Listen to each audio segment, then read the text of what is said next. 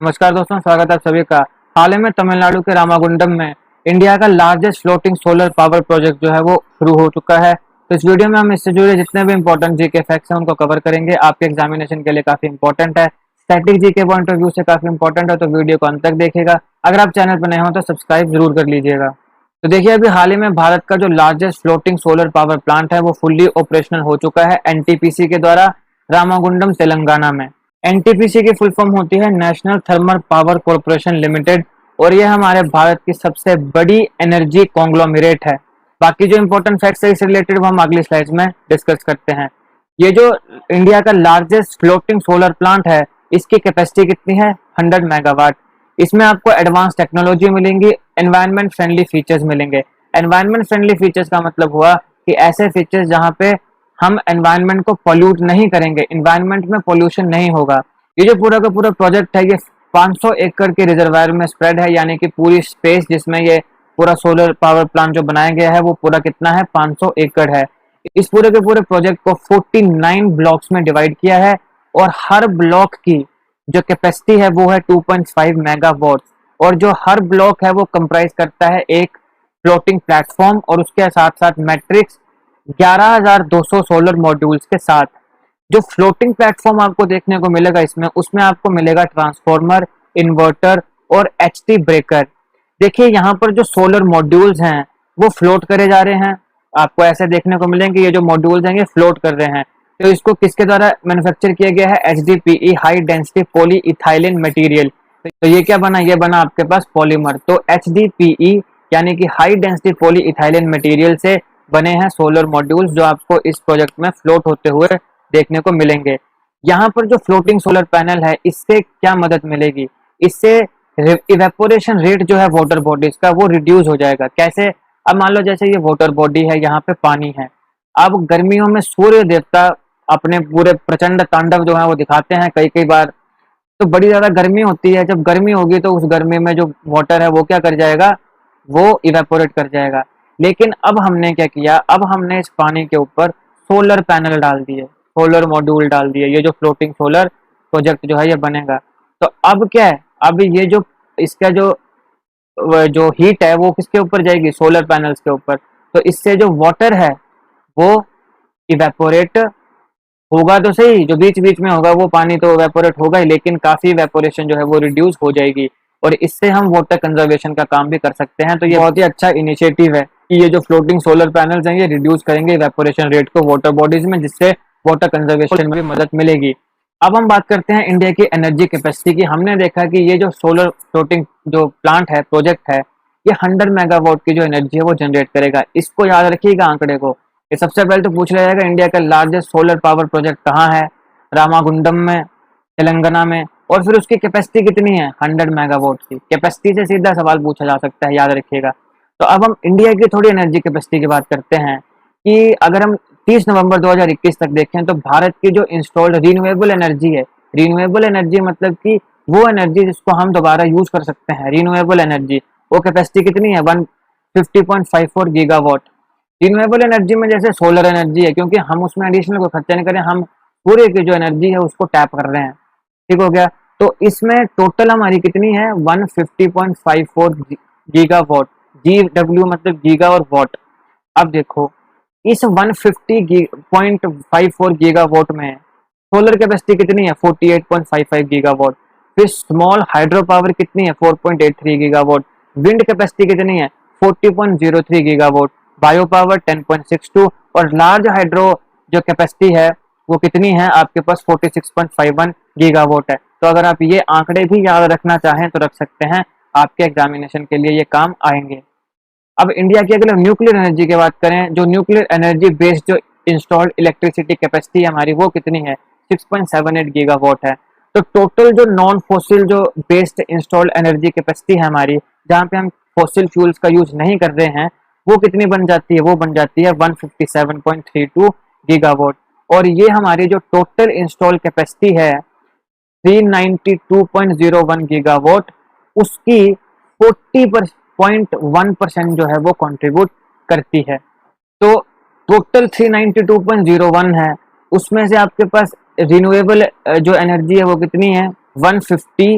0.54, और वो फर्दर आगे जो हमने देखा solar, wind, small hydro, large hydro, वो सब मैंने आपको बताया। तो इस प्रकार से हमारी जो ये पूरी की पूरी डिवाइड होती है, आपके पास इलेक्ट्रिक कैपेसिटी फोसिल फ्यूल से और नॉन फोसिल फ्यूल से, राइट।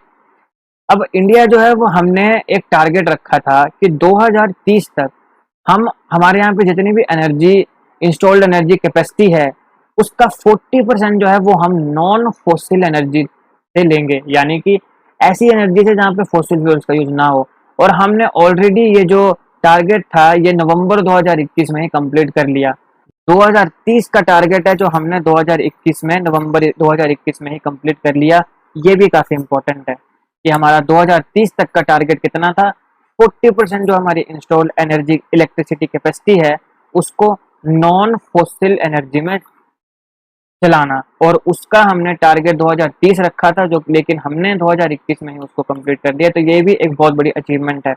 हमने ये टारगेट कब रखा, लेकिन हमने ये टारगेट रखा था COP 21, कॉन्फ्रेंस ऑफ पार्टीज 21 में, जो जहाँ पे हमने कहा कि नेशनली जो डिटरमाइंड कंट्रीब्यूशन NDC जो था उसका एक पार्ट था ये, क्या कि हम क्या करेंगे, 40% 2030 तक जो हमारी energy electricity, installed electricity capacity है उसका 40% हम नॉन फोसिल में चलाएंगे। तो ये हमने कमिटमेंट जो थी, ये हमने टारगेट अपने आप को कब दिया था, नेशनली डिटरमाइंड कंट्रीब्यूशन के अंडर, जो कि COP 21 का हिस्सा था।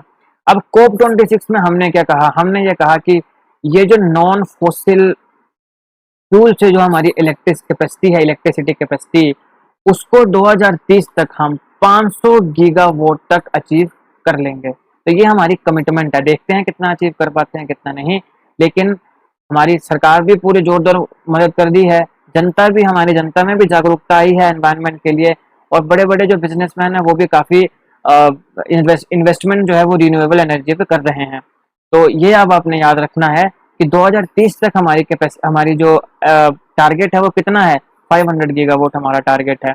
अब हम बात करते हैं NTPC। मैंने आपको बताया national Thermal Power Corporation limited, और इसी के द्वारा रामागुंडम तेलंगाना में भारत का लार्जेस्ट फ्लोटिंग सोलर पावर जो प्लांट है वो स्थापित हुआ है।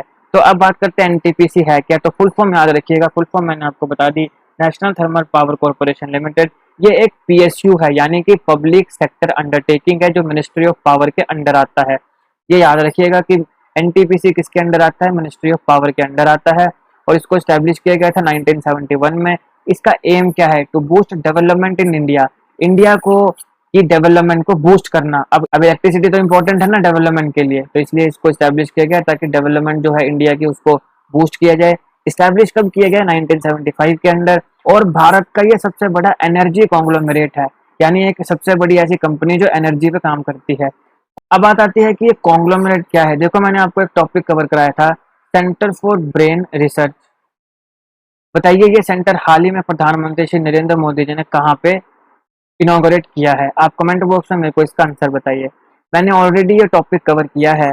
इस वीडियो में मैंने आपको बताया था कि ये जो CBR है, सेंटर फॉर ब्रेन रिसर्च, इसको फंड कर दी है एक ऑर्गेनाइजेशन। मैंने वहां पे आपको बताया था कि ये जो ऑर्गेनाइजेशन है, ये जो कंपनी है, ये कॉन्ग्लोमेरेट है। तो उसमें मैंने आपको कॉन्ग्लोमेरेट का पूरा मतलब बताया है, समझाया है। और ये जो वीडियो है ये आप जरूर देखिएगा, उसमें आपको कॉन्ग्लोमेरेट का मतलब तो पता चल ही जाएगा। लेकिन इसके साथ साथ सेंटर फॉर ब्रेन रिसर्च ये भी आपके एग्जामिनेशन के लिए इम्पोर्टेंट है कि हाल ही में क्या, कहाँ पे इनॉग्रेट किया गया है। इसके साथ साथ एक हॉस्पिटल इनॉग्रेट हुआ है, वो भी इम्पोर्टेंट है, क्योंकि जिस इंस्टीट्यूट में ये चीजें शुरू हुई हैं वो इंस्टीट्यूट बड़ा इम्पोर्टेंट है, और वो इंस्टीट्यूट जो है वो है बेंगलोर में। मैं आपको हिंट दे देता हूँ। अब आप मेरे को बताइए कि कौन सा हमारे भारत में सबसे प्रतिष्ठित इंस्टीट्यूट है जो बेंगलोर में है, जहाँ पे centre for brain research inaugurate किया प्रधानमंत्री श्री नरेंद्र मोदी जी ने। क्योंकि मोदी जी ने, प्रधानमंत्री ने इसको इनॉग्रेट किया, तो ये इंपॉर्टेंट है। तो इस वीडियो को आप जरूर देखिएगा, लिंक मैं डिस्क्रिप्शन में दे दूंगा, वहां पे कॉन्ग्लोमरेट का मतलब भी आपको पता चल जाएगा। तो अब दोबारा आते हैं NTPC पे। क्या है ये? एक महारत्ना कंपनी है, और ये 2010 में महारत्न कंपनी बनी थी। तो ये भी आप याद रखना चाहें तो रख सकते हैं, इंपॉर्टेंट है। तो ये था इस टॉपिक का एनालिसिस। इसमें हमने देखा कि सबसे पहले तो जो करंट अफेयर है कि भारत का सबसे बड़ा, जो लार्जेस्ट, जो फ्लोटिंग सोलर पावर प्लांट है वो कहाँ बना। फिर हमने देखा किसके द्वारा बनाया गया, एनटीपीसी के द्वारा। एनटीपीसी के साथ रिलेटेड जितने भी इंपॉर्टेंट फैक्ट्स हैं वो मैंने कवर कराए। मिनिस्ट्री ऑफ पावर के अंडर आता है, 1975 में इसको स्टैब्लिश किया गया था। एम है डेवलपमेंट को बूस्ट करना, और महारत्न कंपनी है। और इसके साथ साथ हमने देखा कि इंडिया की जो एनर्जी कैपेसिटी है, हमने देखा फोसिलाइज्ड कितनी है, नॉन फोसिलाइज्ड कितनी है। हमने देखा नॉन फोसिलाइज्ड फर्दर कितनी कितनी, जो रिन्यूएबल एनर्जी है वो कितनी, कहाँ से कितनी आ रही है, जैसे कितनी सोलर से आ रही है, कितनी स्मॉल हाइड्रो पावर से आ रही है, लार्ज हाइड्रो पावर से आ रहा है, विंड से आ रही है। ये चीज़ें हमने देखी। और इसके साथ फिर हमने एनटीपीसी को देखा। तो सारे के सारे इंपॉर्टेंट जीके फैक्ट्स मैंने आपको कवर कराए हैं। अगर आपको वीडियो अच्छी लगे तो लाइक करिएगा, शेयर करिएगा। ऐसे जीके वीडियोस के लिए हमारा चैनल भी सब्सक्राइब कर हमें सपोर्ट करें। Thank you for watching.